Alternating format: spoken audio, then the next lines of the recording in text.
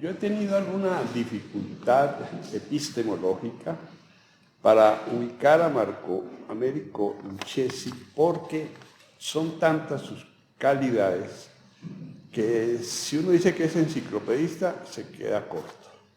Finalmente hay una palabra que define mucho sus múltiples capacidades y habilidades.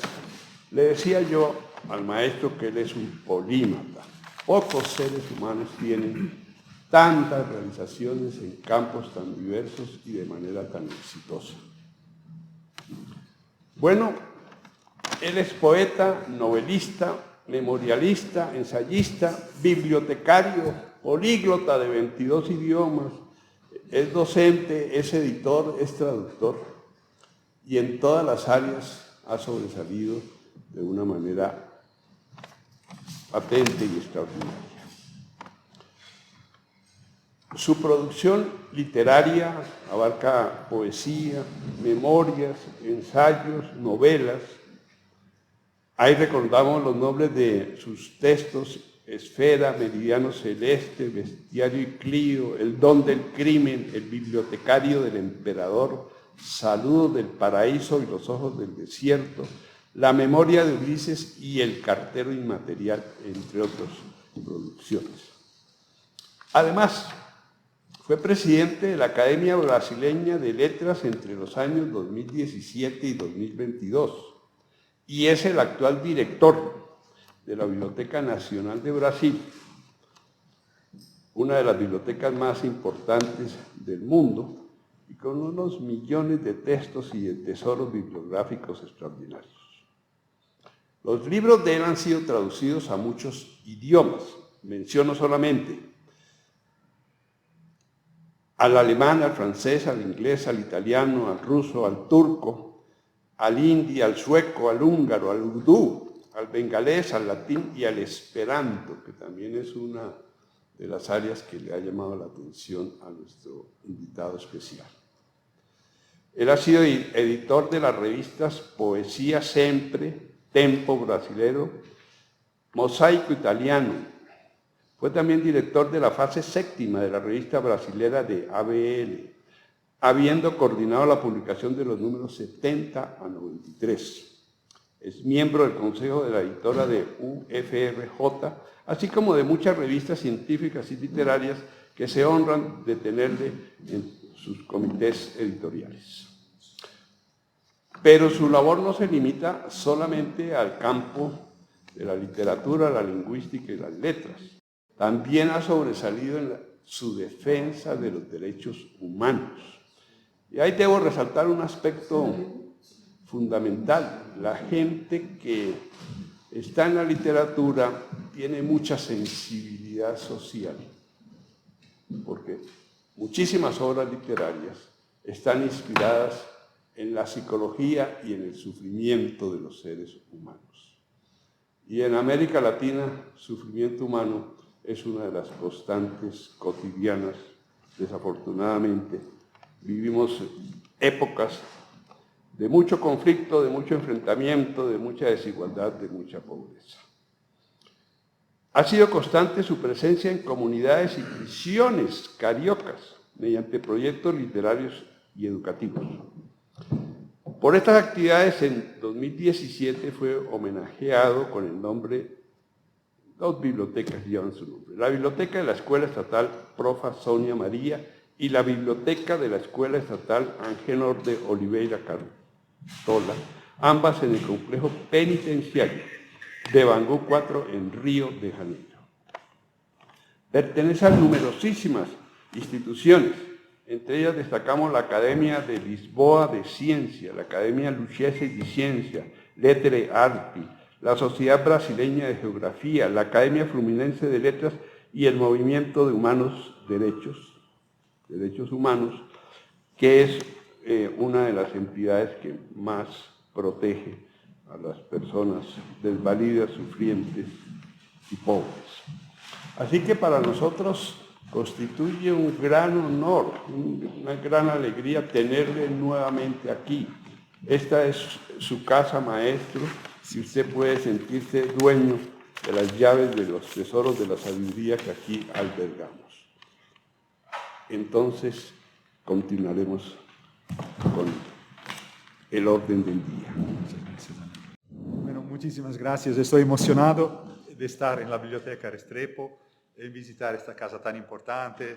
Señor Álvaro, don Álvaro, que representa al presidente, y usted como el bibliotecario de esta casa. Entonces, un saludo muy fuerte, y a mi querido amigo Olimpo Morales, un amigo del corazón, y muchas gracias. Y saludo a las señoras presentes, no pudiendo extender a todas el nombre, pero en Cecilia, doña Cecilia y en doña Cristina, yo extiendo mi saludo a todos, incluso los señores, porque el femenino, el femenino tiene poderes importantes. Y bueno, estoy muy emocionado de volver a Colombia. Yo me considero casi involucrándome siempre más en una cultura tan importante, y con Olimpo Don Olimpo estuvimos ahora en Pereira y en Santa Rosa de Cabal, con una experiencia muy importante de la variedad de una ciudad, de ciudades del eje cafetero, y mi conocimiento también en Medellín hace muchos años antes. Pero no puedo no recordar ahora, en esta introducción muy breve, no la voy a hacer muy larga, es una promesa, espero mantenerla, pero la voy a mantener, una mención muy especial al director Juan Carlos Vergara, porque en un momento tan difícil en nuestra historia, nuestras historias comunes, ¿no? Bajo los tiempos de la pandemia y nosotros del pandemonio, hay que ser también esta ligación muy difícil. Cuando yo hablaba, nunca me faltó de don Juan Carlos Vergara la amabilidad, la conciencia de la erudición indiscutible, y también la colaboración de amistad entre dos casas, dos instituciones. Y sabe, don Olimpo, que cuando él me hablaba, y usted tenía toda razón, yo me equivoqué, quiero dejarlo público, ¿no? Porque empezó don Juan Carlos Vergara a abrir el diálogo con la Academia de Brasil, pero eso yo no lo sabía, y tanto que nadie lo contestó, no sé cómo, pero por qué, y yo espontáneamente lo busqué, y él inmediatamente. Entonces, el puente para mí queda muy, muy hermoso, y Colombia para mí me emociona muchísimo. Yo me acuerdo también el diálogo que tuvimos la otra vez, ¿no? Sobre la relación tan importante entre la literatura, psiquiatría y la manera de comprender. Y yo le hablaba también, si usted seguramente se recordará, de la doctora Nise de la Silveira, que había abierto muchos caminos en Brasil. Bueno, estoy muy emocionado, no lo merezco, pero lo acepto. La generosidad no tiene límites, es por eso que se llama generosidad, ¿no? Produce generosamente, como se decía en el medioevo, y tan bonito, la antífona con la cual ustedes empiezan, ¿no? En el medioevo se decía exactamente bonum diffusivum sui, ¿no? El bien es difusivo de sí mismo. Entonces hay que aceptar, como el sol que viene, yo acepto el sol de ustedes con mucha emoción, con gran reconocimiento, porque esta casa es la más antigua, es la decana, ¿no? De América, de las Américas. Entonces yo me siento acá como el hijo, en una cierta manera, que viene a rendir, no, yo homenaje a ustedes. Puede ser como hijo pródigo, ustedes rinden homenaje, y la acepto en esta calidad de hijo pródigo. Bueno, muchas gracias, estoy emocionado, y voy a decir algunas palabras, no sé cuánto tiempo, pero lo haré de una manera muy para que ustedes después no me saquen el diploma que acabo de ofrecer. Entonces hay que trabajar con mucho cuidado. Bueno, claro que a nosotros interesa mucho la cuestión esta y me gustó mucho la relación colombo-brasileña.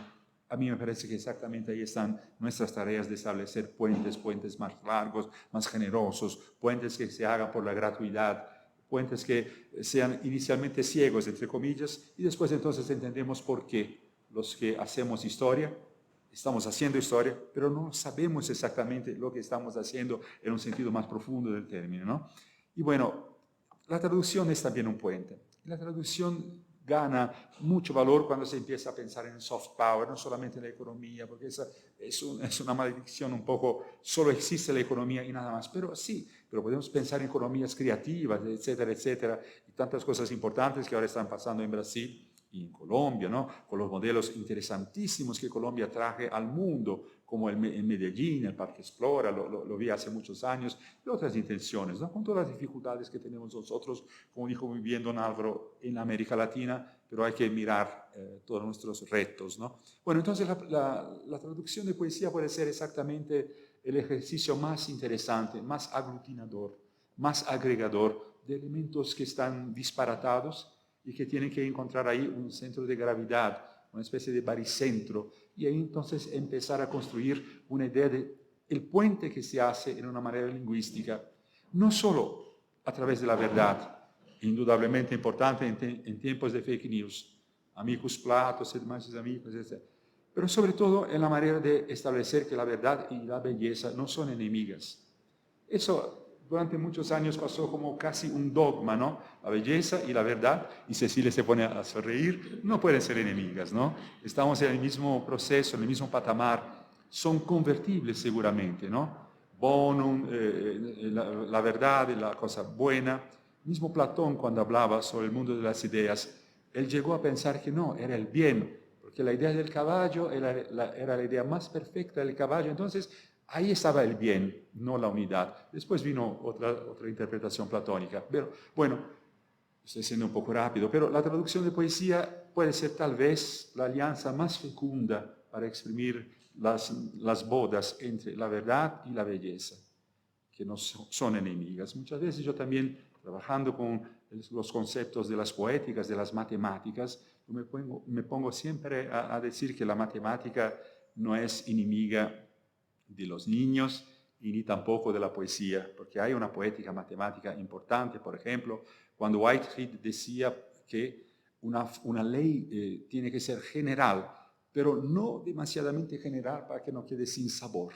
Entonces, hay que haber un espacio específico en la ley que no cubra todo.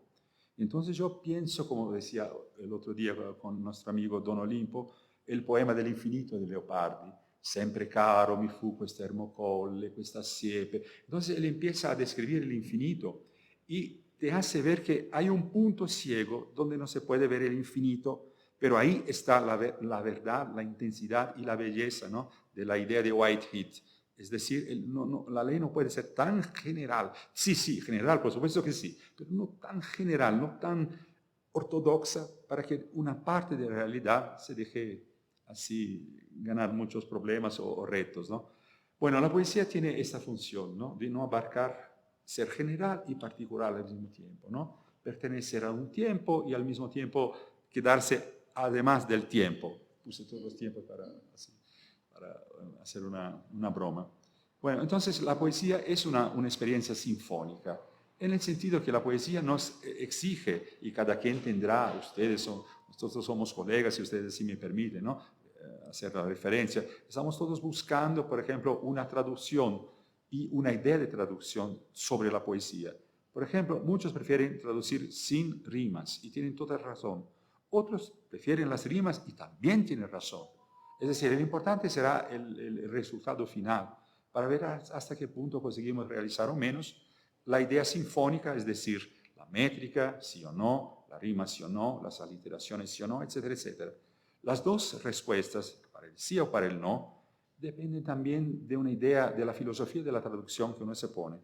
Si uno empieza a decir traductore traditore, es decir, entonces mejor no traducir porque hay que traicionar. Muchas veces, como lo decía Walter Benjamin, ¿no?, por ejemplo, traicionar para que el amor quede más férvido. Es decir, es una metáfora probablemente fea, pero el más importante es el contenido que quiere decir así, que hay un desplazamiento importante, porque si uno se pone a traducir con mucha fidelidad, no es leal, porque se pierden todas las cosas de la lengua 2, la lengua de llegada. Ustedes lo saben, yo estoy hablando porque tengo que justificar, pero entonces sé que ustedes saben mejor que yo, pero me permitan abusar de la generosidad de ustedes, ¿no?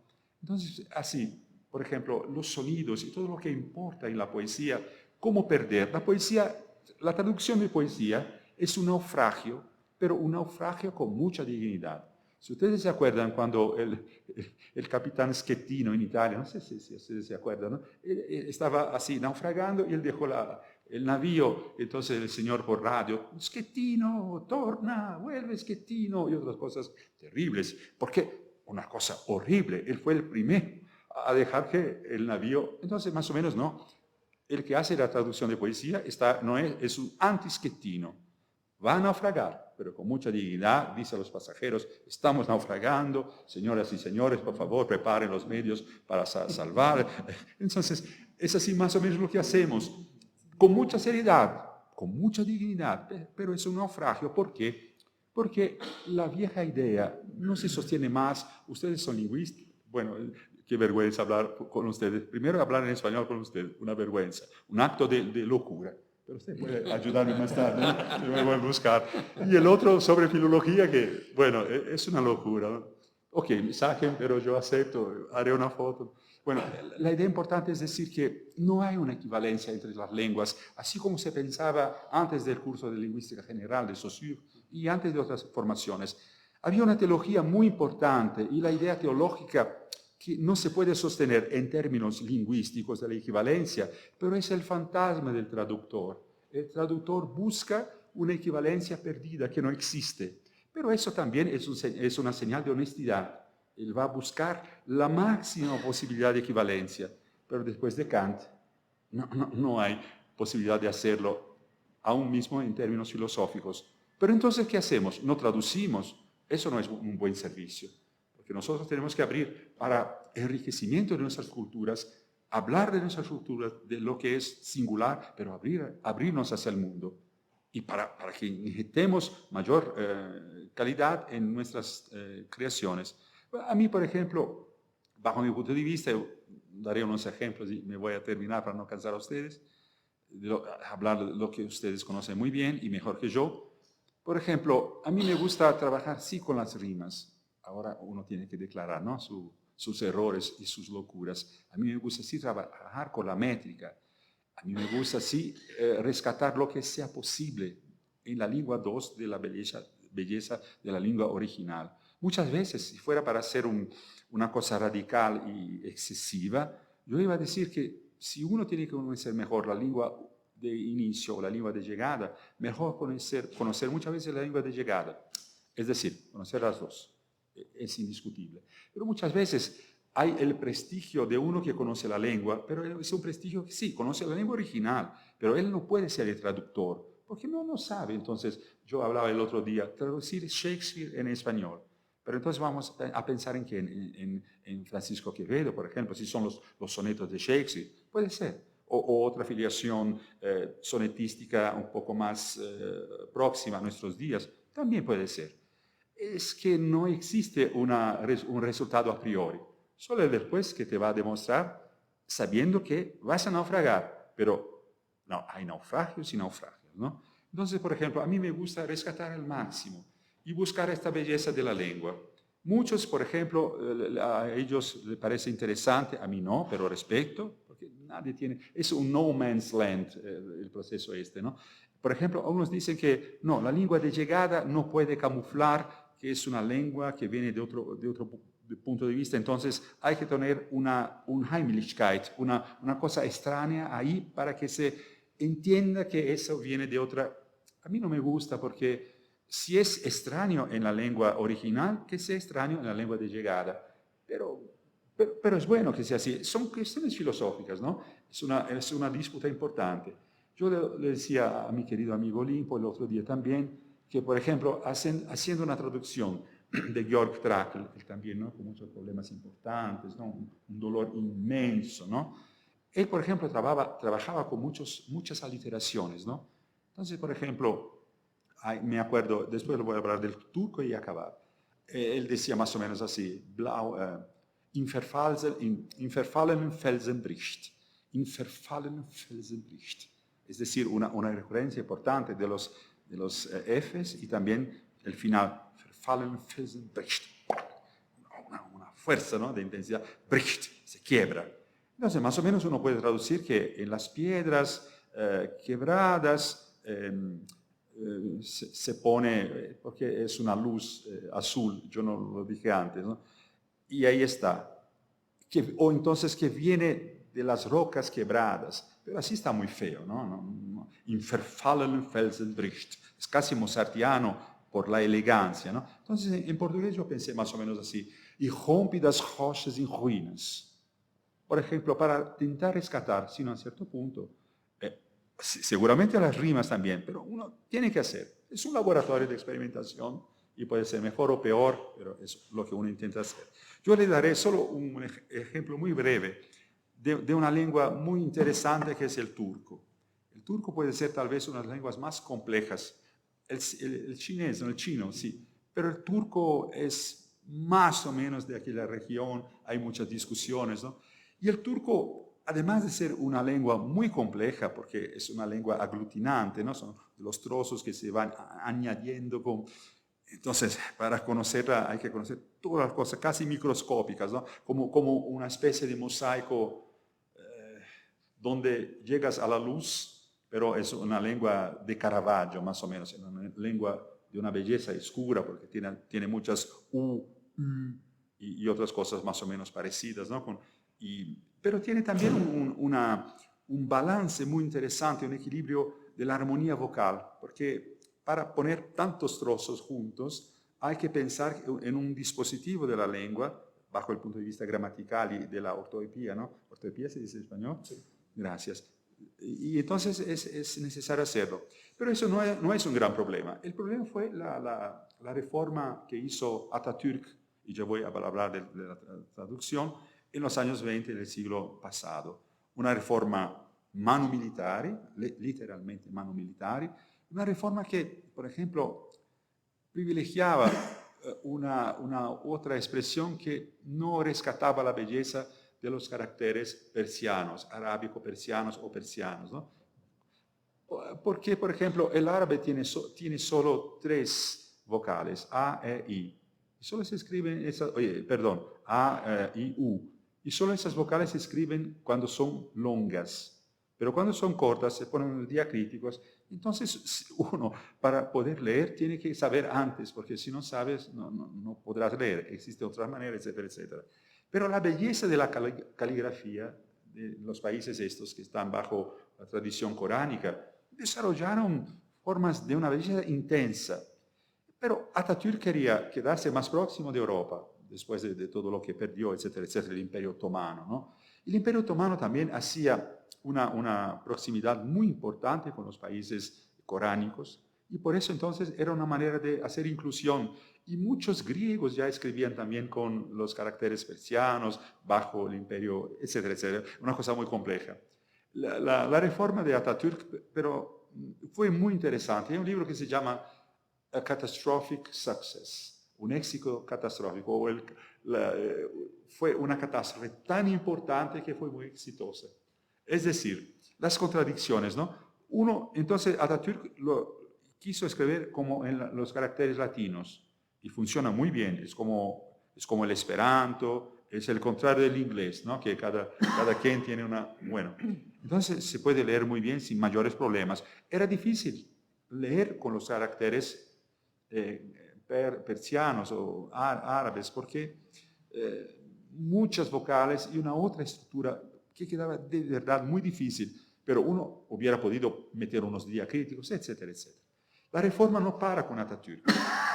Es como si ustedes, por ejemplo, tras 20, 30, 40 años, hubieran hecho acá, es un ejemplo así, en la academia, una serie de transformaciones de la lengua, por ejemplo, para depurarse, entre comillas, de las influencias orientales, árabes, y del origen persa y otros orígenes. Entonces, buscando, por ejemplo, muchas palabras extranjeras, occidentales. Entonces, el cambio fue tan grande que para leer la Constitución de Atatürk actualmente, un turco tiene que hacer una traducción o que alguien traduzca para él, porque empezaron a crear muchos neologismos, una cantidad inmensa de neologismos interesantes, muchos se quedaron. Y eso estaba casi difícil de ponerse en las manos hasta que vino un teórico que se llamaba Kergic, para ser agradable al dictador, dijo, oiga, yo descubrí una cosa fantástica, los filólogos amadores de aquel entonces, ¿no? ¿Qué descubriste? Yo descubrí que el turco es la madre de todas las lenguas del mundo. Entonces a Atatürk le gustó mucho eso, porque también era una manera de frenar el proceso. ¿Por qué? Si el turco es la madre de todas las lenguas del mundo y si hay muchas palabras extranjeras en el turco, es decir, el turco es turco.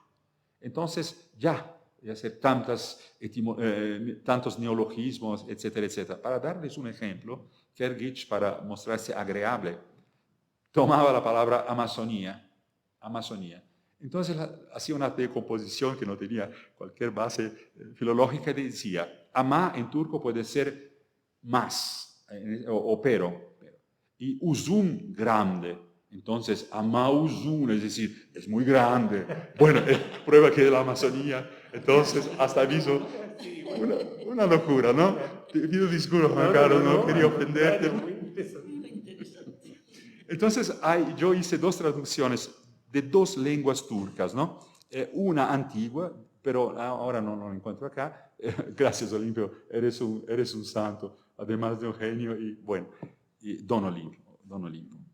Bueno, entonces, uno que yo traduje fue Yunus Emre, pero es otra lengua de una belleza fundamental, un místico, el mayor poeta de Turquía, más o menos como Rumi, fue por la Persia, y él estudió la poesía de Rumi, que es una belleza fundamental, contemporáneo de Dante Alighieri, y los tres hablan del amor, cada quien a su manera, el amor místico, el erotismo, la erótica del amor, que no está así en Dante, pero hay una erótica velada en Dante, en los cantos 23 del Paraíso, en el canto 31 del Paraíso, etcétera, etcétera.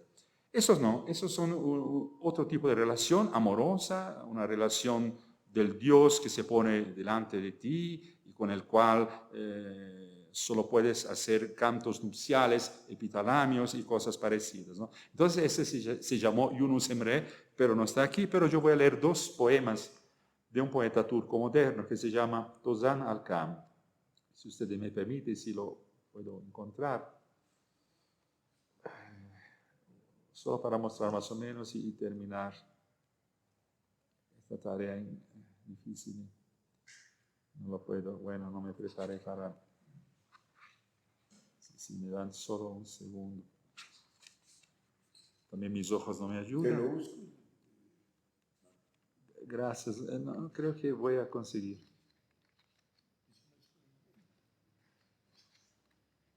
Mektup. Bueno, es un poema, eso lo voy a leer primero para que oigan los sonidos, ¿no? Uf, Mektup. Estoy con problemas de ojos, pero... Luz, ¿quieres con el teléfono tal vez? No, ¿No? yo creo que no lo voy probablemente a leer. A ver, cuando nacen los sonidos. Ses olma saatleri, yüreğin reseslara, düşen karanlık. Bueno, está difícil. Porque tiene pequeños acentos, ¿no? Cuando nacen los sonidos, desierto el corazón, penetra la noche, en tu piel, un cuerpo asume el cuerpo blanco del cristal. Esas horas, cuando nacen los sonidos, parecen cordas de una arpa. Cuando nacen los sonidos, abrazo la luz. La noche ven vestida como novia. Se sienten el eco instrumentos, soplo y cuerdas, tumbas abiertas, muertos adornados. Pero eso está en portugués, ¿no? Entonces, quando nascem os sons, deserta o coração, penetra a noite a tua pele, um corpo azul, um corpo branco de cristal. Estas horas, quando nascem os sons, parecem cordas de uma harpa. Quando nascem os sons, abraço a luz. A noite vem vestida como noiva, ecoam instrumentos sobre corda, tumbas abertas, mortos adornados. Yo lo leí así más o menos para poner ritmo, ¿no? A ver si lo consigo. Yüreğin, tsaslaşma düşer karanlık. Tenine, bardak, kristal yeşil, beyaz çalar. Ses olmaz saatlerdir bunlar. Arp elinden haşa bir yer şey değil. Ben harp, entonces para ver así es un canto, hay un otro muy pequeño también, es un canto recurrente donde se intenta hacer, no digo que logré hacerlo, pero donde se intenta poner la idea de la traducción sinfónica esta de las rimas, de la métrica, naturalmente adaptando a la métrica de Brasil, a la sintaxis de la tradición poética de Brasil, para lograr un efecto más o menos posible, para que no se pierda la belleza. Ahora sí hay más luz. El último que lo voy a leer. Gracias, señor Restrepo. Merlicht. Pero hacerlo rápido para que no se pierda, ¿no? Entonces, más o menos lo hago en español feo, pero tinta sobre la piel. Esta tinta sobre la lengua, las mudas páginas blancas, el sabre ciñe la cintura, la cera las páginas blancas, el viento corta los ramos, un tenue hilo nos separa y sigue siempre callada, tornando las páginas blancas. Más o menos así, en horrible español, pido disculpas. Bueno, ahora en portugués y después en turco, ¿no? En turco. Dün üstünde mürekkep, sessiz beyaz sayfalar, kılıçkının kesti. Gracias. Y así se va, ¿no? Y bueno, en portugués, esta tinta sobre a língua, as mudas páginas brancas. O sabre cinge a cintura, lacera as páginas brancas. O vento corta a ramada, tênue fio nos separa e segue sempre calada, tornando as páginas brancas. Entonces, con o cham do yumnuluyor, Susan belleza y falar. Entonces, es decir, también la cantidad de los S que se ponen a trabajar, ¿no? Y lo que me parece esencial es decir, naufragué. Pero le dije a ustedes que iba a naufragar. Ustedes están salvos. Ya no se encuentran cada quien con su salvataje, con toda la seguridad en tierra. Y yo me estoy ahora cayendo al fondo del mar. Pero, por favor, que ustedes me quieran muy bien, y yo diré, como decía Alfonsín Astorni, en el fondo del mar hay una casa de cristal. Muchas gracias.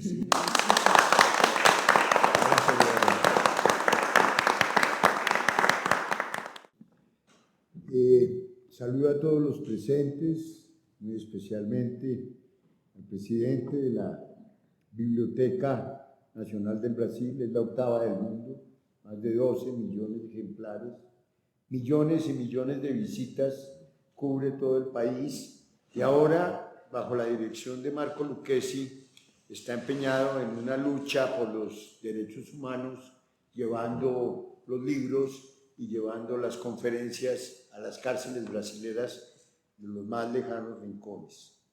Hoy, profesor Lucchesi, quisimos tener este acto íntimo en nuestra biblioteca. Todavía no tenemos 12 millones, pero ya vamos por 52.000. 52.000. Y el bibliotecario, debo decirlo, vive quejándose que son muchos. ¿Sí? Entonces, bienvenido. Nosotros vivimos muy orgullosos de nuestra biblioteca. Verdaderamente es un acervo muy, muy importante para el país. Yo quería destacar varias cosas de lo que está pasando aquí. Hace 6 años, 7 años, el entonces director, el profesor Juan Carlos Vergara, inició una cruzada para aproximar la Academia Colombiana de la Lengua a la Academia Brasileña de la Lengua. Yo le dije, mire, yo llevo 42 años casado con una brasileña, no puedo lograr aproximarme, pues le deseo suerte, pues, es decir, yo no he sido capaz. ¿Sí? Cuidado, me pega. Cuidado, me pega. No, hasta ese extremo no me llega. Bueno, entonces, el profesor Juan Carlos inició una aproximación, no teníamos éxito, él me buscó para muy generosamente invitarme a esa aventura y casualmente en la misma época el profesor Marco Lucchesi quería hacer una aproximación a las academias de las lenguas españolas. Eso nunca pasó, el profesor Lucchesi tuvo que defender el pensamiento y los libros y un señor allá que tenía como poder, era el presidente, lo persiguió, tuvo que exilarse. Nunca piensa uno que un director de una academia tenga que exilarse. Uno piensa que eso es como seguro, puede ser director de una academia. El hecho es que entonces desaparece Lucchesi, también, pues, no desaparece, desaparecieron los dos, Lucchesi y Juan Carlos, es decir, pero yo no quiero hacer una traducción, no quiero naufragar en esto, desaparecieron los dos, murieron para el proyecto y ahora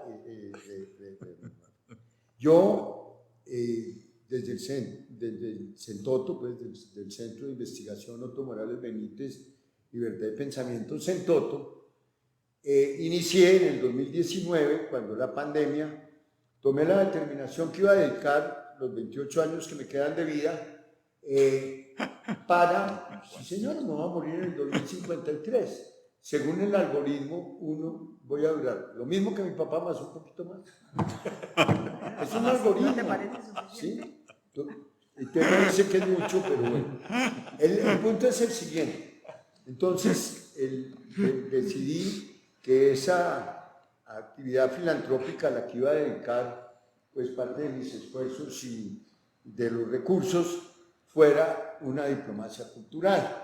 Nosotros tenemos una diplomacia, pues hacemos negocios, mandamos gente, pero no hay una diplomacia cultural como concepción. En ese proceso, pues logro, gracias a que en la Feria del Libro, pues me llama a mí el doctor Eduardo Durán, me dijo, mire, yo estoy en República Dominicana y el señor Lucchesi, que es el director de la biblioteca, pues que obviamente nadie conocía, pues el señor Lucchesi quiere ir a visitar la academia. Pero además el señor Lucchesi dice que él no tiene sino de 9 a 11 el sábado. De 9 a 11 el sábado aquí no hay nadie. Mira a ver qué puedes hacer. Bueno, voy a mirar qué puedo hacer. Y entonces, abajo estaban pues, los presidentes esperando al señor que se demora. Ustedes saben que aquí hay un señor que se demora. Y estaban los embajadores, luego venían los ministros, y luego pues yo, que iba en calidad de esposo de la brasilera, estaba en la siguiente fila. Y al lado había una coronel, o yo no conozco las insignias. Entonces yo dije, pero si yo no conozco a Lucchesi, pues googleamos a Lucchesi. Tenía más o menos 15 fotos todas distintas, yo no sé si es que se cambia de aspecto, qué, pero cirugía plástica, cambié muchas veces. Y este señor, ¿qué edad tendrá? No teníamos nada. Entonces ella dijo, tranquilo, yo soy experta en perfiles. Y aquí tengo la máquina perfiladora. Y esa señora empezó. Aquí no está ese señor. No está. ¿Y entonces qué hacemos? Telma me dijo, pues el embajador debe saber dónde está. Entonces busquemos el embajador del Brasil. Embajador del Brasil. Es ese. Pues yo voy a hablar con él. Imagínense seguridad, estaba Lula y estaba Petro para llegar, calcule cómo estaba la seguridad. Y entonces, Telma me dice, ¿y usted cómo va a llegar allá? Le dije, tranquila, yo arranqué con gran seguridad, La señora me dijo, ministro, le dije, sí, ministro. Entonces llegué donde el embajador y le dije, pues ustedes me conocen, yo sé que mi papá dijo palabras para excusarme de no ser un buen académico, pero nunca pensó que yo fuera a ser académico, porque si no el hombre se hubiera muerto de la vergüenza. Entonces yo llegué y le dije al embajador, usted me tiene que salvar la vida. Mi vida depende. Si usted no me salva la vida, yo muero. El embajador, yo le había dado una tarjeta y el embajador me dijo, señor Morales, qué pena, pero no lo estoy entendiendo. No, es que yo estoy buscando al director de la biblioteca, al presidente de la Biblioteca Nacional del Brasil, don Marco Lucchesi, es que yo soy el embajador en Palestina, o sea que el tipo estaba en la mitad de una guerra. Y yo diciéndole, salve la vida. Para hacer el cuento corto, que no es mi especialidad, bueno, entonces encontramos a Lucchesi. Ustedes recuerdan ese bello homenaje que le hicimos aquí, todos los académicos, así como hoy, lo rodean. Y entonces, ya de allí, empezó el proyecto de darle forma a la diplomacia cultural y el CENTOTO empezó proceso de promover un premio para don Marco Lucchesi, que es la Copa Miguel Álvarez de los Ríos, que es una distinción regional muy importante, y hoy estamos en este proceso. Mañana estaremos, hoy vamos para el externado, estaremos en el Caro y Cuervo, mañana estaremos aquí cerca con el embajador del Brasil, etc. Estamos haciendo una diplomacia cultural. Lucchesi, pues tal vez apenado de que le estuviéramos, entonces editó esta revista Poesía Siempre. Es la revista más importante de poesía de América Latina, sin duda, y este número se lo dedicó a Colombia. Es un número donde pues, el trabajo es impresionante. Entrevista con Fernando Rendón por Sergio Con y Marcelo Reyes de Melo. Hay una serie de ensayos. Atrás dos secos, yo no me voy a meter a traducir porque náufrago. ¿Sí? Entonces, atrás dos secos, la semente, una mirada sobre 3 casos de poesía indígena en la Colombia, de Camilo Vargas Pardo. El poema posee unas raíces ancestrales de Selnik Vivas Hurtado. Encontrar un lugar y una voz para la marginalidad de la poesía femenina en Colombia. Hay Los Guardianes del Pasado de Julián Vivas Barguera. Aquí hay una cosa, pues yo no se lo había mencionado, aprovecho que estoy aquí rodeado de la balada de la loca alegría, literatura queer en Colombia. Resulta que Porfirio Barba Jacob, José María Osorio Benítez, es pariente mío. Entonces usted me metió en la corriente queer. ¿Sí? O sea que eso hay que corregirlo en la próxima edición, buscar otra. Él era marihuanero, era una cantidad de cosas. Y usted, miren a que me metió. Ah, tú eres de esa corriente, me está diciendo todo el mundo. Yo digo, claro, yo soy seguidor de Porfirio, convencido de que la gente lo que me estaba diciendo, no, ya sabes. He tenido pues, una serie de aproximaciones estos días de gente, además son queridos, se visten bien, son cultos, etc. Bueno, mire esta belleza, del estruendo de la guerra al silencio de ese burrasco, la poesía de la violencia en Colombia, una aproximación, poesía colombiana. Eso quería contarles porque yo quiero, porque me lo pidió además el profesor Marco Lucchesi, en esta revista se hace un homenaje a un poeta que aquí no le paramos bolas, que es Federico Díaz Granados. Entonces yo quise, Federico, que tú saludaras al profesor Lucchesi. Muchas gracias, Olimpo.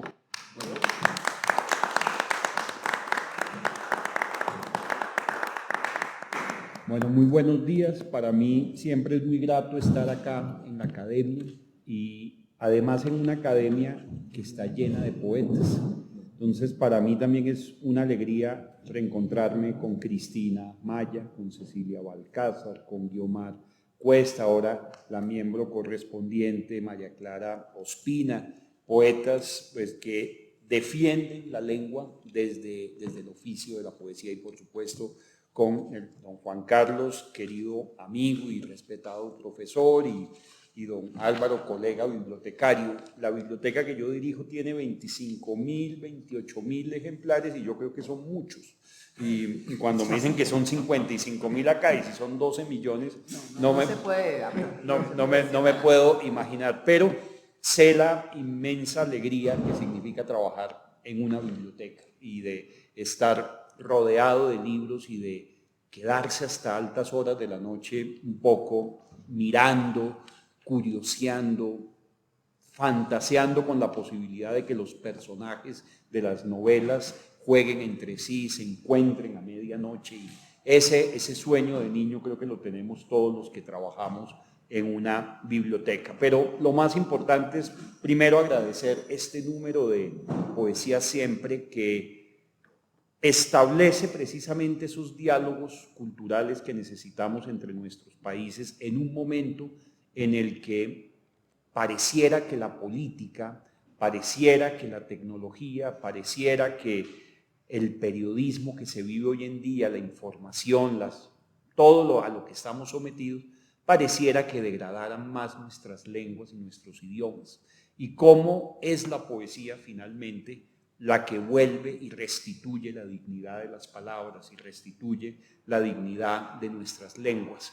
Estoy absolutamente convencido que Donald Trump, Elon Musk y todo el equipo gubernamental de los Estados Unidos consideran el español y el portugués lenguas de pobres y que son lenguas subdesarrolladas porque son lenguas de pobres, cuando no saben la infinita potencia y además cómo poco a poco vamos colonizando desde la lengua los mismos Estados Unidos. Sabemos que los datos del Instituto Cervantes nos muestran que los Estados Unidos es el segundo país hispanohablante, ¿no? Sí, claro. Es el segundo país y hablantes nativos incluso. Y más o menos son como 80 millones. Ya van en unos 85 millones. 85 millones de hispanohablantes en los Estados Unidos. Entonces, qué maravilla que nosotros, que además compartimos una historia común, que compartimos una geografía, podamos entendernos también a través de la literatura y a través de la poesía. Y por eso un número dedicado a Colombia, cuando Olimpo me mostró el número y me encontré pues acompañado además de poetas que respeto muchísimo y quiero mucho, como María Mercedes Carranza, como Raúl Gómez Hattin, como Orieta Lozano, y llegar incluso a poetas más jóvenes como el caso de María Gómez Lara, y ver una representación de poetas indígenas, de poetas afro, en fin, y darme cuenta que había una diversidad de voces y de tonos y de ritmos y de registros culturales que muestran pues nuestra Colombia, llevados al portugués, pues era para mí un motivo de alegría. Fueron 3 poemas incluidos y cuando los intenté leer en portugués, que yo no domino la lengua, lo único que pude asentir es, yo creo que los mejoraron. O sea que sin duda alguna en la traducción, si bien la intervención suya fue sobre el papel de la traducción y el papel del traductor, en este caso el traductor de poesía, pues yo sí creo que mejoró el poema notablemente. Yo me encuentro siempre frente a la dificultad y al desafío maravilloso que yo creo que nos enfrentamos todos, y es que leemos y amamos a los poetas de muchas culturas y tradiciones gracias a sus traducciones. Yo no conozco el ruso, no sé ruso, pero qué maravilla amar a Pushkin, a Ana Akhmatova, a Marina Tsvetaeva, por la confianza que tengo con las traducciones que he leído, e incluso al punto de poder comparar las traducciones y decir, yo no sé cuál estará mejor en lo sintáctico, en lo gramatical, pero esta me llega más al corazón. No lo sé si es una versión de pronto o si es una traducción literal, pero sin duda alguna el desafío es que el traductor logró transmitirme una emoción en particular. Y yo creo que ese es el gran desafío también de la traducción de poesía. La traducción de poesía nos lleva a que, yo creo, a que podamos conocer el corazón de una lengua, las palpitaciones de una lengua, a partir de la emoción que nos da precisamente la literatura.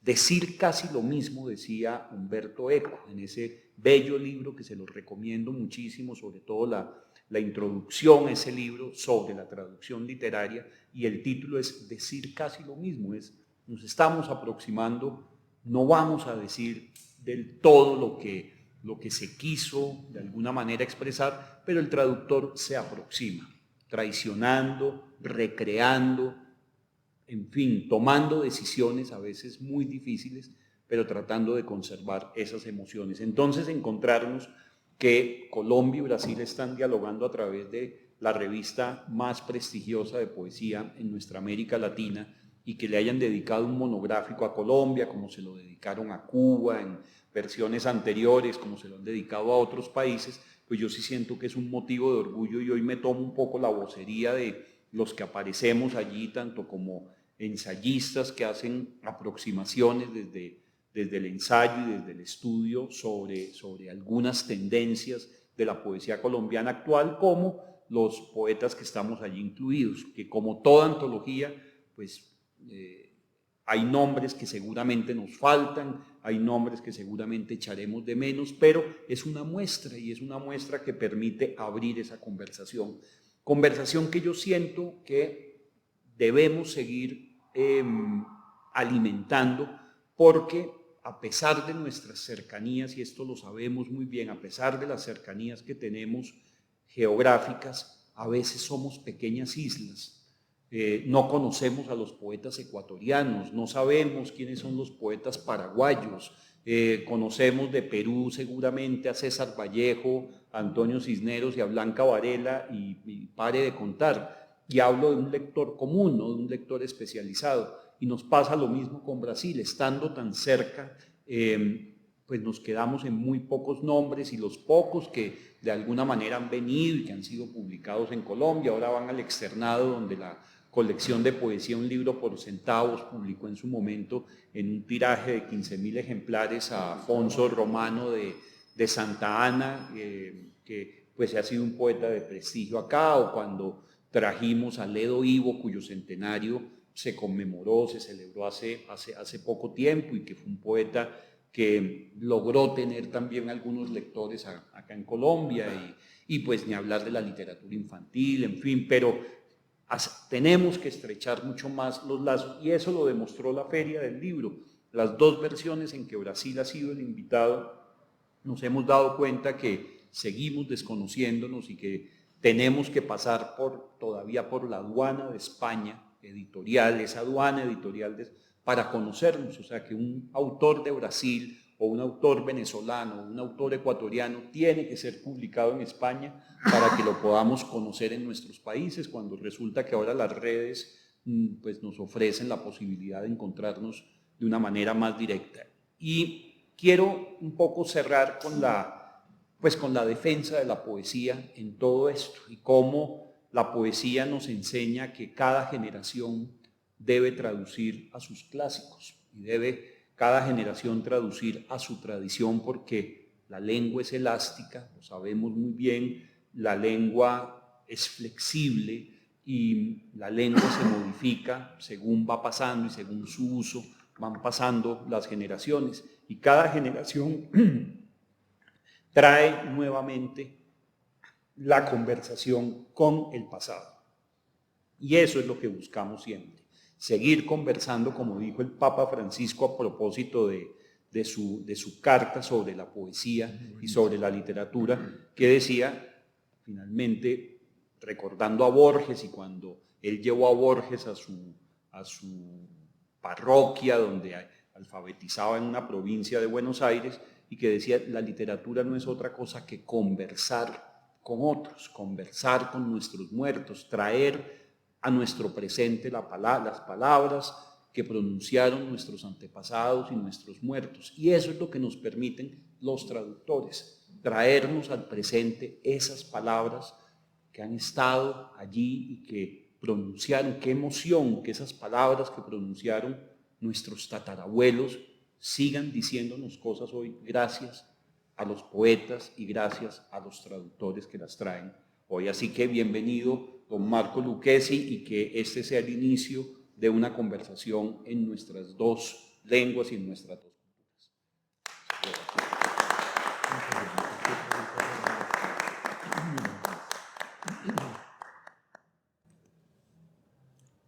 Bueno, muy bien, hemos tenido el grato placer, el honor inmenso de escuchar a nuestro disertador y a los comentaristas insignes sobre la vida y obra de don Marco Lucchesi, uno de los seres humanos más importantes que hemos conocido. Finalmente, si alguno de los presentes desea hacer comentario breve sobre esta sesión, entonces... Un comentario muy pequeño, haciendo el hilo de las palabras de Olimpo y Eurico. En mi dirección tuve la oportunidad de ser invitado a hablar sobre el futuro de la Academia Colombiana. Hablaron todos los directores de la sala para plantear ese tema. Nos planteó en 10 minutos. En 10 minutos, dígame cuál es el futuro de los académicos. Me pareció que era así el tema, los académicos. En su momento presenté las palabras de Rubén Darío, de las academias y las epidemias, líbranos Señor, donde pues evidentemente en una época en la que estábamos en el COVID, decir que de las academias y de las epidemias nos librara, pues implicaba la voz de Rubén Darío muy clara de cómo quizás algo que tienen los virus es que son homogéneos. Y cuando atacan mejor es cuando mutan, cuando varían. Entonces, liberarnos de las epidemias y de las academias tenía una analogía para hablar del naufragio, una analogía muy interesante, y era cómo la academia, cuando se vuelve homogénea, destruye, y cuando la academia es heterogénea, se defiende. Y eso es, yo creo, un elemento clave de la vida y el futuro de una academia, el tener la diversidad. Y sentí un gran placer en poder participar, pero más cuando vi que en el video que editó la Academia Brasileña, por primera vez tenía traducción en portugués de lo que yo decía en español. Y eso me pareció magnífico. La sensación que tuve de ver cómo lo que yo decía en español pasaba a portugués es algo que yo creo que es importante, porque muchas veces la traducción se trabaja en el frío del libro. Uno traduce un texto a otro texto, pero yo creo que cuando a un poeta se le traduce y él ve la traducción, debe sentir algo distinto. Y no encuentro teorías sobre qué siente el poeta cuando ve su traducción. Busqué en diferentes lugares de teoría y crítica y no vi por ningún lado. Debe haber existido, es decir, obviamente Federico, cuando te traducen, o cuando a Cristina o cualquiera de las maravillas de poetas y personas que hacen poesía que se les ha traducido, debe haber algo que les afecte su sensibilidad cuando ven su poesía en otro idioma. Y ahí yo creo que es importante naufragar un poquito más, saber un poco más de eso. Pero además de eso, tomé una decisión administrativa que puede parecer minúscula, como decía Álvaro, y es que en la lista de enlaces de la Academia Colombiana quedó el enlace a la Academia Brasilera de Letras. Es la única academia de la ASAL que conecta con la Academia Brasileña de Letras. Qué bonito. Es un acto muy sencillo. Un técnico lo hace en 2 minutos y lo ubica. Pero si ustedes entran a la página de la Academia Colombiana, encontrarán en enlaces la Academia Brasileña de Letras. Eso puede ser muy sencillo, pero indica la indiferencia de todas nuestras academias, incluyendo la Real Academia, de ni siquiera colocar un enlace con la Academia Brasileña. Algo muy elemental, simple, pero que identifica algo que le decía hace un momento a Marco, y era la influencia del Tratado de Tordesillas sigue vigente. Cuando se decide partir el mundo y decir de aquí para allá portugués y de aquí para allá español, y no se comercia nada entre ustedes. No era solamente el comercio de las armas, el comercio del tabaco, el comercio del maíz, era también el comercio de las ideas. Cuando nos independizamos de España y de Portugal, el Tratado de Tordesillas sigue vigente. Hoy, en esta reunión íntima e histórica, la Academia Colombiana de la Lengua ha roto el Tratado de Tordesillas. Muy bonito. y espero que lo sigamos rompiendo, incluso cuando no tenemos quien nos diga que debemos seguir cumpliendo. Eso quería decirle, Marco, y pues perdonen que me haya tomado este espacio para decirlo, pero creo que es muy importante, sobre todo porque no era solamente que cumpliéramos los de habla hispana el tratado, sino que desafortunadamente los académicos brasileños también lo cumplen. Entonces, cuando los dos espacios deciden mutuamente no hablar, me recuerdan algo que tuve en el seminario Andrés Bello cuando era decano de posgrado del Instituto Caro y Cuervo, y fue que hicimos una encerrona a dos poetas, al maestro Fernando Charrilara y al maestro Jaime García Mafra, que eran mis profesores del instituto. Y en algún momento uno de los estudiantes del seminario le hizo una pregunta al maestro Fernando Charrilara. Dijo, después de la muerte de Jorge Eliezer Gaitán, que fue un momento dramático en Colombia, y una situación de violencia desaforada, la novela y el cuento ocuparon el espacio de la poesía. Y la poesía se ha venido difuminando al punto de que casi ya no la escuchamos, frente a la narrativa de García Márquez, a los cuentos de los grandes escritores colombianos. ¿A qué atribuye usted ese descenso de la poesía y ese aumento de la novela y la narrativa? Y el maestro Fernando Charri dio una respuesta que nunca me olvidaré. Fernando dijo, cuando la violencia y la ignominia humana llegan a grados superlativos, la única voz de la poesía es el silencio. Y ahora que Marco ha hablado de la sinfonía,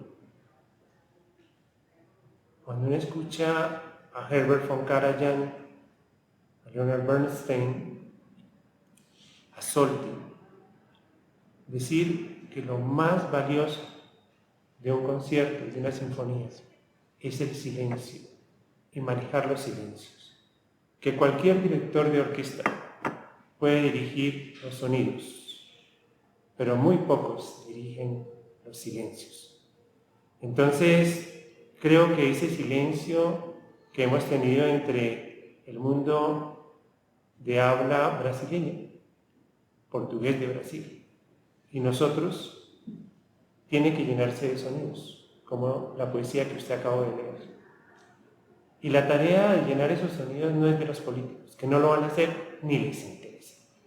Cuando tuve que hacerlo de los 150 años de la academia, gentilmente la directora del Instituto Caro y Cuervo me hizo conectar con el ministro de Cultura de entonces, que no recuerdo su nombre, ni quiero recordarlo. Ahí entendí lo de Cervantes, hay cosas que uno no debe recordar. Era a las 7 de la mañana, vía virtual porque estábamos en pandemia. Hablé durante 15 minutos sobre la importancia de ser la primera academia, de los que habían fundado esta academia, de Miguel Antonio Caro, del maestro José María Álvarez Vergara, de que después de eso habíamos tenido relaciones con España, después de que las habíamos tenido culturales, 10 años después. Y cuando terminé, el ministro de turno me dio una lección política inmejorable. Me dijo, profesor, usted ya habló en Word, yo solo hablo en Excel. Dios mío, qué horror, horrible. Le dije, ministro, muchas gracias. No, Afortunadamente, mi academia tiene presupuesto. Yo no quería pedirle un centavo. Yo solamente le quería invitar al sesquicentenario de la academia. No más. Creo que no hay más que hablar. Entonces, esto que hemos hecho hoy de declarar visitante ilustre a Marco, no es solo un hecho anecdótico en una biblioteca anecdótica, en un país anecdótico, sino es un hecho histórico. Y los que estamos aquí presentes terminamos con un gran problema que no van a tener los ausentes. Y es la responsabilidad de llenar el silencio con poesía y con palabras. Muchas gracias.